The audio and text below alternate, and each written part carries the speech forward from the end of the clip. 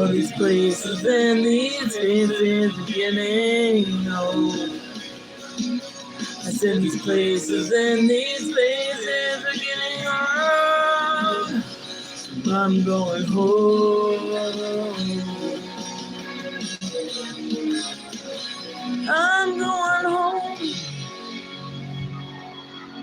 I just want to put that on, guys, just to start out my live video. There's a lot I could talk about today.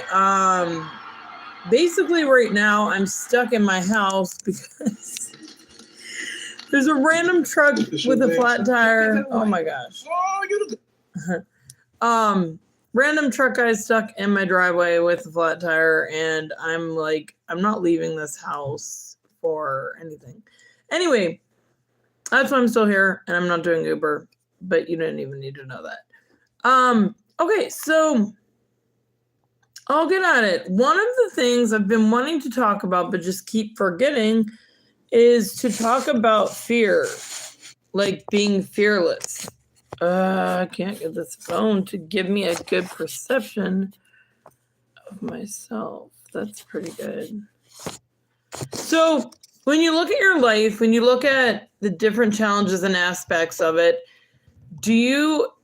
are you fearless? So it says in the Bible that God did not give us a spirit of fear. Now, when I used to read that, I used to be like, well, what did he give us? Like, what are we to take from that? Hold on one second. I'm trying to turn this up. Might be better. Oh, that is better. Oh, thank God. But like, he gave us a spirit of self-control, of love, and you know what? I should look it up. I'm right in front of the computer. Hold on. God did. Heck.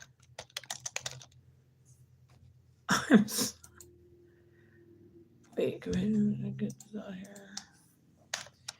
God. I take caps lock off. Did not give us the spirit of fear. Okay, let's see. It's 2 Timothy 1:7. Give me a second. Verse. Okay. For God has not given us a spirit of fear, but of power and of love and of a sound mind. Now, I could talk about this absolutely all day long because, hi everyone, because I went through this same exact thing, the fear, the love part, and the sound mind, all of those backwards. So I'm going to help you guys. I just broke my pen lid. I don't know why they have those little pen things anyway that like go on the end, or caps. Like, we live in the 21st century, you know what I mean? But it's so good to see you all. I need to take a shower, but hi. Okay, so getting back to what I was talking about. So, God gives us a spirit of power and of courage and things like that, and he is our courage. Somebody said, I love your videos. That's so cute. Thank you.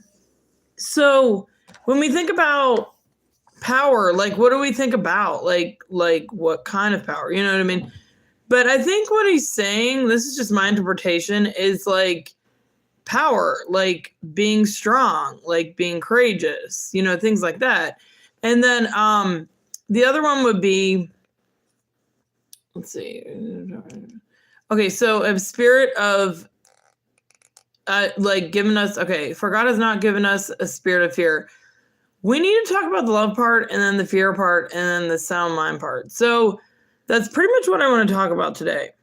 So the sound mind, the love part. So, okay, God gave us a mind, a spirit of love. What does that mean? Does anyone have any, hold on one second.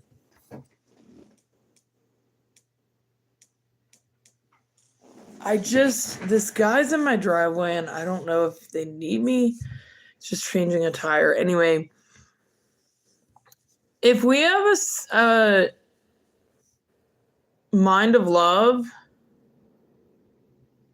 somebody said I'm fat. That is so mean. I'm losing weight anyway. Okay, so I think they're okay. If you can hear them, I don't know. So a spirit of love. So I love God. Like, I could talk about this all day long, but like a spirit of love is like we were born to love God, first of all, and then we were born to love others. And I think they go hand in hand. I always thought that loving God was like something different than loving others. And then I heard that God actually told one of the saints, oh my goodness, now somebody else is pulling in. I'm dead. That the Saint Catherine of Siena, who's actually one of my patron saints, God like told her that loving God and loving neighbor were the same exact things. Bye, Lily. And it actually struck a chord with me because I'm like, I didn't know that. So that's the love part. Like, we're supposed to love God, love others, but we're also supposed to love ourselves. And I could tell a story about how I love myself. Like, I literally get up on a chair and like sing my songs or like just tell myself I'm loved, different things that just portray that to myself. And if you don't get enough time for yourself, or you're not fulfilling your dreams, or you're not, going all out and everything, there's something wrong. And you need to remember that you only have one life. So live it to the best and fullest. Okay. And then the next thing I want to talk about is the spirit of fear. I feel like the spirit of fear is overlooked in one way. And I feel like the spirit of fear needs to be addressed because I have seen so many people with the spirit of fear. And I actually don't have it, as far as I know, because I did, and I was very fearful, especially when I was not on medication, and I was very insecure. Everything, to say the least. But when I experienced God, that all changed, and I see life in a different perspective. And I don't know. I really don't fear anymore. But I think the way I got there, because you guys didn't experience God, but I would say if you want to lose fear, pray. Definitely pray. So that's that one. And then the next one is the sound mind. So I want to get into this full-fledged. Like, I have been meaning to talk about this, and I have talked about it before a little bit. So what does he mean when he says sound mind? I think personally that he means like a sound mind, like somebody who's not all over the place or OCD or like just all the stuff, but just keeps their gaze on him. You know what I mean? So I can tell you a story, or I could read you a story of what I wrote about being freed of like craziness. Let me find. I think I wrote it on this computer, but I don't see it. The heck? Huh.